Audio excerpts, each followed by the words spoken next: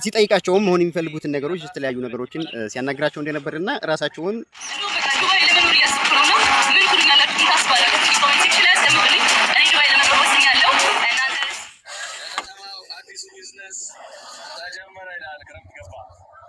ሰላም የዩቲዩብ ቤተሰቦች እንዴት ናችሁልን? ዛሬም በአነጋጋሪና ወቅታዊ ቪዲዮዎች መተንላችኋል። አዶናይ እህቶችን ወደ ፋሽን ዲዛይን ትምህርት ቤት ወይም ደግሞ ፋሽን ዲዛይን ያለበት አካባቢ ወስዶ በፍላጎታቸው እንዲሄዱ አርአያነቱን እያሳየ ስናይ ነበረ። ጃኒ ዱባይ ለመኖር ወስኛለሁ እያለች ነው። ሪሊ ጃኒ ዱባይ ለመኖር ወስናለች ወይ? ምን ትላላችሁ? የሪአክሽኑን እናሳያችኋለን። በአዲስ አበባ በተለያዩ አካባቢዎች ከክረምት መግባት ጋር ተያይዞ እንግዲህ አስቂኝ ሆኑ የጎርፍ መጥለቅለቆች እየተከሰቱ እያየን ነው። እነሱን ያካተተ ቪዲዮ ይዘንላችሁ መተናል። ለቻናላችን አዲስ ከሆናችሁ ሰብስክራይብ፣ ላይክ እና ሼር እያደረጋችሁ እስከ መጨረሻ ቪዲዮ ተከታተሉ። ገንቢ የሆነ ኮሜንት አስቀምጡልን። መልካም ጊዜ ይሁንላችሁ። ደርሰናል። ሌት ብንሆንም ኑ ረዱ። ቶሎ በሉ መነጽር ላውጣው ነው። በእናትህ አይሆንም። ኑ እኔ አይሆንም። ነዛም ቤት ሰሊቴ ነኝ። እንዴት ናችሁ? ሰላም ቤት በኩል አሜዚ አንተ ዮ ኖ ወይ ሰሙ ፕራይቬት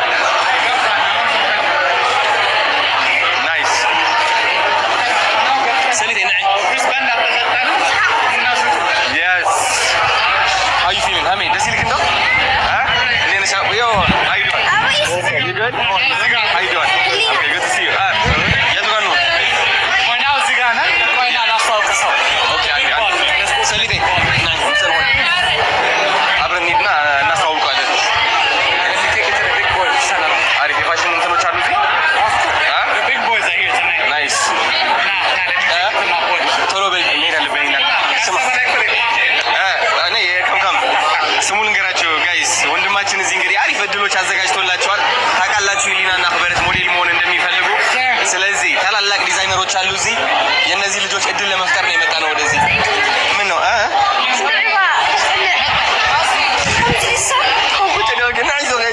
ሰሊት አዶናይ እንግዲህ ለተናናሾቹ ወይም ደግሞ ከሱ በታች ላሉ ታዳጊዎች ከቤተሰቦቹ ማለት በምን አይነት መልኩ ከፍታ ላይ መውሰድ እንደሚችሉ ወስዷቸው እንግዲህ ሲያስጎበኛቸው ነበረ። በዚህ አይነት ባለባበሳቸው ምናልባት እንግዲህ ወጣ ያለ ነው። አዶናይም በነገራችን ላይ ከታች ሰፋ ያለ ሱሪ ቬል የሚባለው አይነት ሱሪ መልበስ ይወዳል።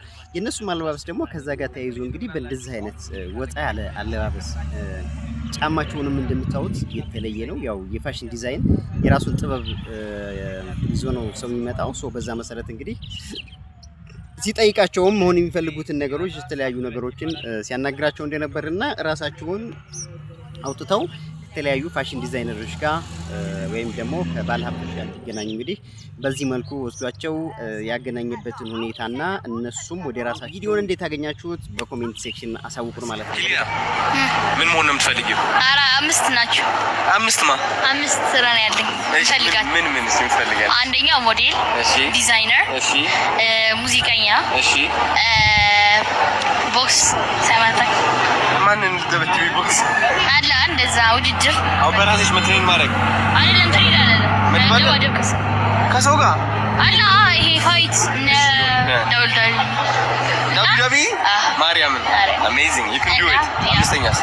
አምስተኛ ደግሞ አክተር መሆን ትፈልጊያለሽ? ስለዚህ ሁሉ ነገር ነው መሆን ትፈልጊው? በጣም ወዳለሁ። ሁሉ ነገር ነው መሆን ትፈልጊው? ልክ ነው እንደምሽ ማለት ነው። ይሄ ሁሉ እውን አደርገዋለሁ ብለሽ ታስቢያለሽ? ሶሻል ሚዲያ ተቆጣጣሪ መቆጣጠር ትፈልጊያለሽ? እውን ማድረግ ይችላል ብለሽ ታስቢያለሽ? ከአንድ እስከ 10 ማሳካት የቤተሰብ ሞቲቬሽን በጣም አስፈላጊ ነገር ነው። መሆን የምንፈልገውን ነገር እናቅዳለን። ያው ትንሽ እንደነበርን ከትምህርት ቤት ጀምሮ ያው በተለይ ትምህርት ቤት አካባቢ ላይ ምን መሆን ትፈልጋለች የሚሉ የተለመዱ ምላሾች አሉ። አብዛኞቹ መምህራን፣ ፓይለት፣ አስተማሪ ያው አካባቢያችን ላይ የምናያቸውን ሙያዎች ነበረ ሲጠራ የነበረው ከመንግስት ስራ ጋር ተያይዞ ያሉ እንትኖችን ማለት ነው። አሁን ግን ዘመኑ ካመጣው ከቴክኖሎጂው ጋር ተያይዞም ዘመኑ ካመጣው የስራ እድሎች ጋር ተያይዞ እንግዲህ በተለይ ይሄ የሶሻል ሚዲያው የፕላትፎርሙ አካባቢ ላይ አሁን አብዛኛው እየመጡ ያሉ ሰዎች በዛ ዘርፍ ላይ መሰማራት የሚፈልጉ ናቸው። የአዶናይም ቤተሰቦች እንግዲህ በዛ መልኩ የተቃኙ ናቸው ማለት ነው። ለማንኛውም በዚህ መልኩ እንግዲህ የሚገርም ስታይላቸውም እንደምታዩት የሚገራርም ወጣ ያለ ስታይል ነው። ምን አይነት ጫማ ነው የተለበሰው? ኮታቸውንም ስታዩት የወንድ አይመስልም። ሱሪውንም ብታዩት እንግዲህ በእንደዚህ አይነት የብድ ልብስ ነው የሚመስለው። ያው እንግዲህ በእኛ ሀገር እንትን የብድ ልብስ እብድ መስሎ መታየት ግን ያው የራስ ስታይል ስለሆነ ምንም ማድረግ አይቻልም።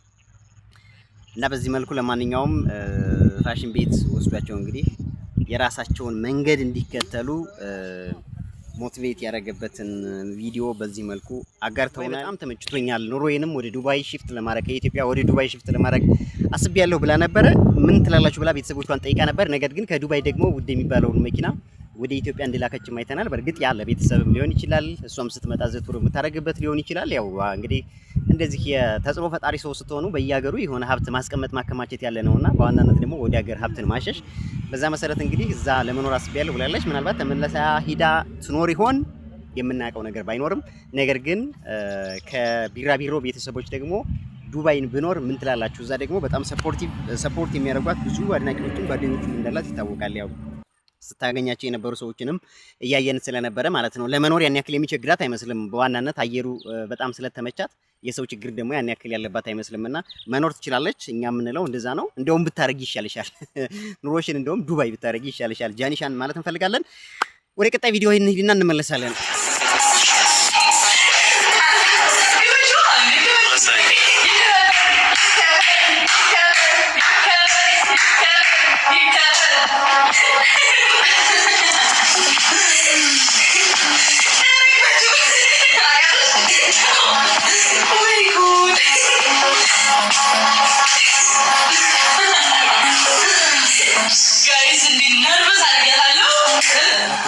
የልደት ሴሌብሬሽን ላይ ተገኝታ ጊፍት ፕሮቫይድ አድርጋላታለች። ጊፍት ሰጥታታለች። ስጦታ አይፎን ፕሮ 17 የሚባለውን ዘመን አመጣሽ የአይፎን ምርት ስልክ እንግዲህ ለጓደኛዋ ስጦታ በርክታለች ማለት ነው። ለሌሎች ሰዎች መኖር ለሷ ትልቅ ደስታ የሚፈጥርባት ልጅ መሆኗን እንግዲህ በዚህ መልኩም እያሳየች ነው። በተለያዩ ተግባሮቿ እንግዲህ ጃኒ ብዙ ሰዎችን ሞቲቬት እያደረገች ነው። ሰሞኑን ዱባይ ካለችበት ቢያንስ ኢትዮጵያ እስከምትመጣበት አሁን ኢትዮጵያ መጣ ይሄንን ድርጊት ፈጽማለች። ዱባይ ያለች ብዙ በርካታ ነገሮችን ሰርፕራይዝ ስታደርገኝ፣ በዚህም ጉዳይ የምታከፍሉን ሀሳብ ካለ ኮሜንት ላይ አሻግሩልን ወገን። አዲሱ ቢዝነስ ተጀመረ ይላል። ክረምት ገባ።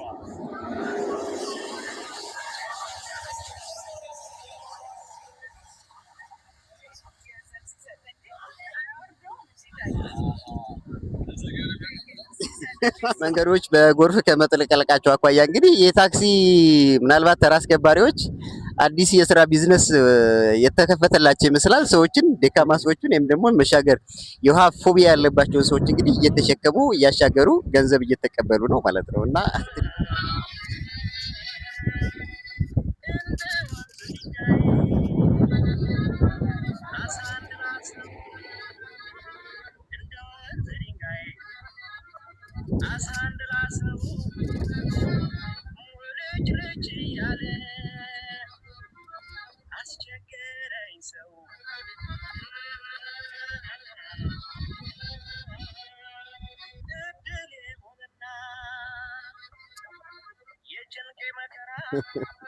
የአዲስ አበባ ከተማ አስተዳደር እንግዲህ በከተማው ክልል ውስጥ ምንም አይነት ጎርፍ ቢከሰት ክፍለ ከተሞችን 11 ክፍለ ከተሞች አሉ፣ እነሱን እጠይቃለሁ ብሎ እንግዲህ መመሪያ ወይም አዋጅ ማውጣቱ ይታወቃል። ነገር ግን ከጅምሩ ገና በእንደዚህ አይነት መልኩ ከተማው በጎርፍ ተጥለቅልቆ እና አንበሳ ባስ በእንደዚህ አይነት መልኩ እየታዩ ነውና ምን ትላላችሁ እናንተ? ምናልባት የመንግስት መመሪያ እዚህ ሀገር ላይ ተግባራዊ አይሆንም ነው የምትሉት ወይስ መመሪያ መውጣቱ ብቻ ነው? እንደው በወሬ ደረጃ ብቻ ከወጣ በቂ ነው? እና በኮሜንት ሴክሽን አሳውቁን። ለማንኛውም እንዴት አገኛችሁ?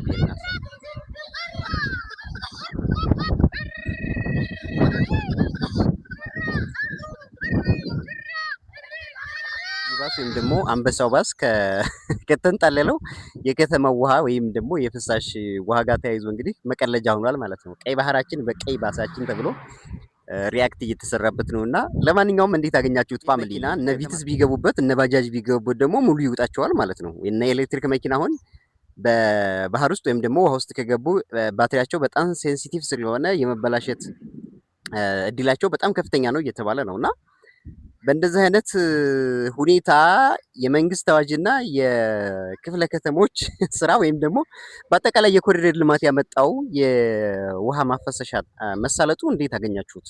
በጣም የተደፈነ ሆኖ ነው እንግዲህ በእንደዚህ በመሀል አስፋልት ላይ እንደዚህ አይነት ጎርፍ እየተንጣለለ የሚገኘውና ለማንኛውም በኮሜንት ሴክሽን ሀሳባችሁን አሳውቁ። መንግስት በመንግስት ላይ ነው እንደ ቅጣት የሚወስደው?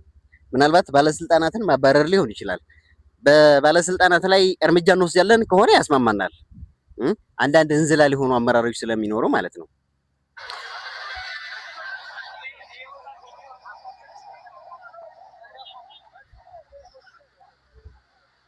እጅግ በጣም አነጋጋሪ ጎርፍ ሳይክሉን ይልኝ አባቴ